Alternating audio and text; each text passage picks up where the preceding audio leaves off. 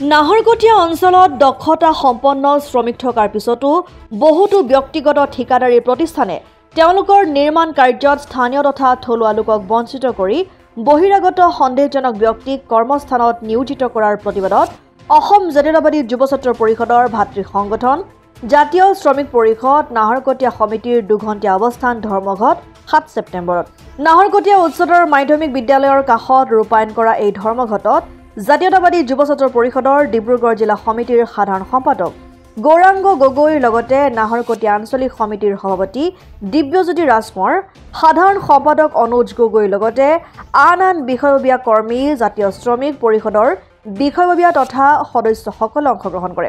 ধৰ্মঘটৰ পাছতে নাহৰকটীয়া ৰাজচক্ৰ বিষয়াৰ যোগেদি বৃহত্তৰ নাহৰকটীয়া অঞ্চলৰ নিৰ্মাণত ঠিকাদাৰী প্ৰতিষ্ঠানৰ বহিৰাগত তথা সন্দেহজনক শ্ৰমিকৰ সংস্থাপন বন্ধ কৰা ঠিকাদাৰী প্ৰতিষ্ঠানত 100% স্থানীয় তথা থলুৱা শ্ৰমিকৰ সংস্থাপনৰ ব্যৱস্থা কৰা সকলো ব্যৱসায়ী প্ৰতিষ্ঠানৰ নাম ফলকত অসমীয়া ভাষা ব্যৱহাৰ বাধ্যতামূলক কৰা আদি দাবীৰে ডিব্ৰুগড় জিলা আয়ুক্তলৈ স্মাৰক পত্ৰ প্ৰেৰণ কৰে।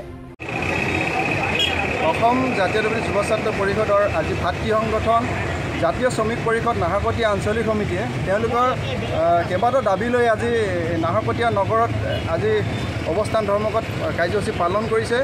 তেওঁলোকৰ মূল দাবীসমূহ হ'ল যে ব্যক্তিগত যিবোৰ ঠিকা প্ৰতিষ্ঠানত যিসকল শ্ৰমিকক নিয়োজিত কৰিছে তেওঁলোকৰ তাত ক'ব লগা কথা আছে যে তেওঁলোকে আজি দীৰ্ঘদিন ধৰি নাহৰকটীয়া অঞ্চলত তেওঁলোকে শ্ৰমিক হিচাপে নিয়োজিত হৈ আহিছিলে, কিন্তু অতি শেহতীয়াকৈ তেওঁলোকক বিভিন্ন ব্যক্তিগত প্ৰতিষ্ঠানত তেওঁলোকক দক্ষতা থকাৰ পাছতো তেওঁলোকক নিয়োজিত নকৰি বহিৰাগত কিছুমান সন্দেহজনক ব্যক্তিক আনি নাহৰকটীয়া বৃহত্তৰ নাহৰকটীয়া অঞ্চলত যিসমূহ নিৰ্মাণ কাৰ্য প্ৰতিষ্ঠান চলি আছে তাত ঠিকাদাৰী প্ৰতিষ্ঠানে বাহিৰাগত শ্ৰমিকক নিয়োজিত কৰাত আজি ক্ষোভিত হৈ আজি বৃহত্তৰ নাহৰকটীয়া অঞ্চলৰ যি জাতীয় শ্ৰমিক পৰিষদৰ নাহৰকটীয়া আঞ্চলিক সমিতিয়ে একত্ৰিত হৈ এই নাহৰকটীয়া নগৰত আজি অৱস্থান ধৰ্মঘট কৰিবলৈ বাধ্য হৈছে। তেওঁলোকে এটা কথা স্পষ্টভাৱে ক'ব বিচাৰিছে যে তেওঁলোকক যিসমূহ ব্যক্তিগত ঠিকাদাৰ প্ৰতিষ্ঠানে তেওঁলোকক ভাতে মৰা যি ব্যৱস্থা গ্ৰহণ কৰিছে, বহিৰাগত যি শ্ৰমিকক আনি তেওঁলোকৰ কৰ্মহীন কৰিছে, এই কাৰ্যত তেওঁলোকে ক্ষোভিত হৈ আজি এইদৰে এটা সমবেত হ'বৰ কাৰণে বাধ্য হৈছে।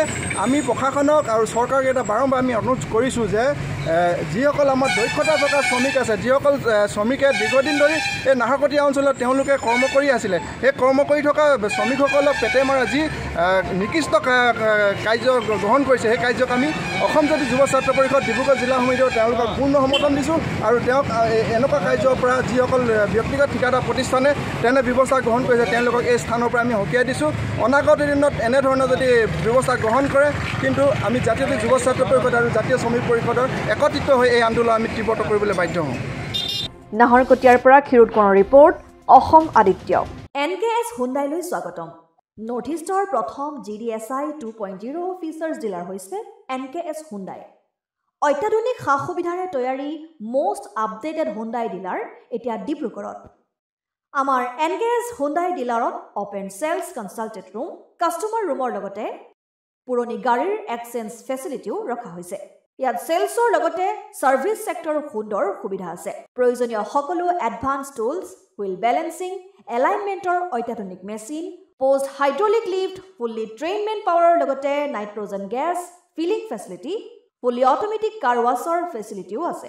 লগতে NKS হুণ্ডাই ডিলাৰে কাষ্টমাৰসকলৰ সুবিধাৰ্থে মোবাইল ছাৰ্ভিচ ভেনৰো ব্যৱস্থা ৰাখিছে, য'ত হাইড্ৰলিক লিফ্ট, ৱাছিং facility, wheel balancing, tyre pressure check কৰাৰ লগতে বহুখিনি সুবিধাই উপলব্ধ আছে। NKS হুণ্ডাইলৈ আহক আৰু সুবিধাসমূহ গ্ৰহণ কৰক।